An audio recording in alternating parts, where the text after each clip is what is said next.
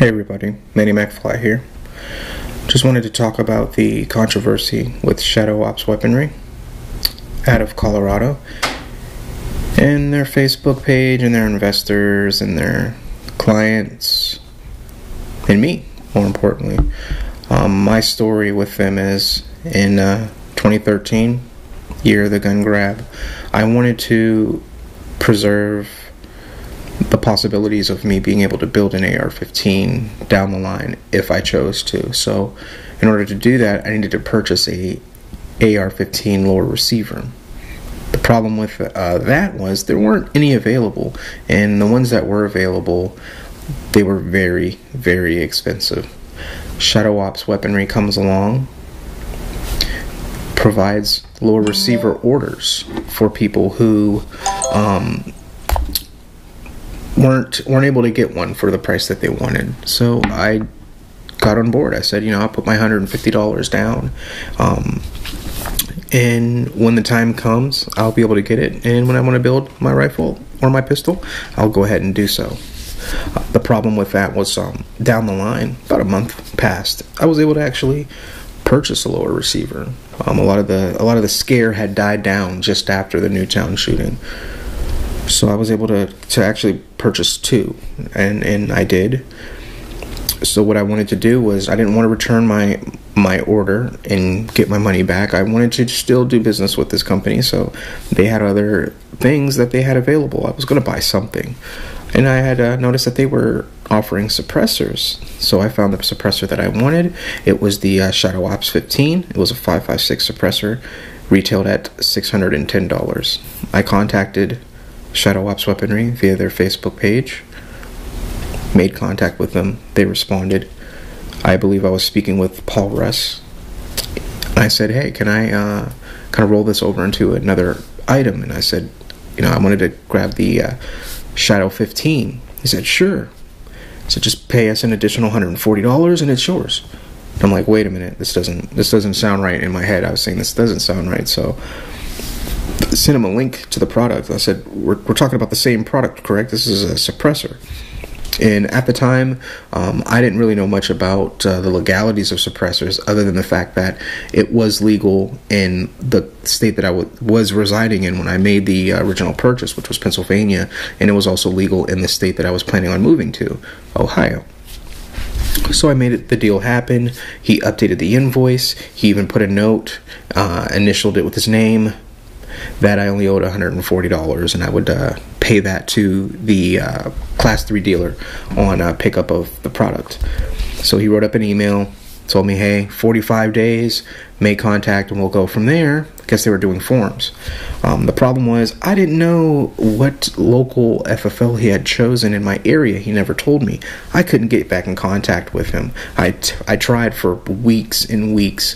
Finally, I got reached out to by a Sean Millay, I believe, which was probably one of the best contacts that I had at that company overall, at the, looking back on it. He did help me. There was a little drama with paperwork. Come to find out that Paul Russ never told them that I purchased a suppressor, never put one aside for me to be serialized or anything, or have any forms done to start the transfer process. So I've been sitting around for a month doing nothing, just waiting, and we figured that all out. I was upset. He understood that. He was going to try to help me with the process and get it moving along as quickly as possible. We go back and forth for months. I want to say they got their Form 1 finished around June.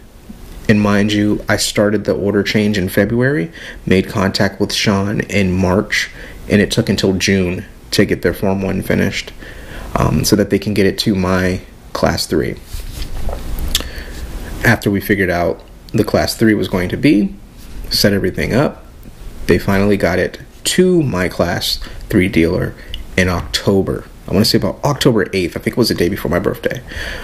And from there, I learned the rest of the process about, NFA items and how to take possession of them. I talked about that in another video.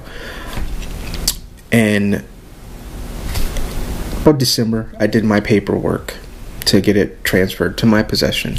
So as we currently stand, I am 3 months into my 4-month average wait, going off of NFA Tracker and other people who have done suppressors around the time that I have. My problem, outside of the fact that this company has defrauded a lot of people out of money, the people that they didn't defraud out of money, they defrauded time from them. The purchasing process is extremely aggravating, troublesome. It's hard to get in contact with anyone. No one seems to ever know what's going on with the other person's order. It's just a lot of just bad business overall. And I don't even know, if the guy's a crook. People are saying he's a thief, he's a crook. The investors that took over Shadow Ops Weaponry and forced Paul Russ out are saying that they're crooks, and they go on from company to company creating, companies and taking people's money and ripping them off. Yeah, I just don't know what's going on. I'm hoping when I get my suppressor that everything goes okay, and it's actually a suppressor. I mean, it could very well just be a hollowed out flashlight sitting in a box. I hope that's not the case, but it very well could be. The lesson that I have learned, and I learned many lessons: do not do business with these overnight firearms companies. Joe Blow's Rifle Works, operating out of his mom's garage. Don't do it. I learned so much about the NFA Act and how it works, and what it's for, and the processes of going through them and purchasing different things.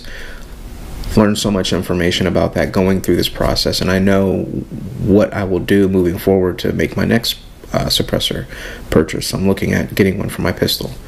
I know what to do.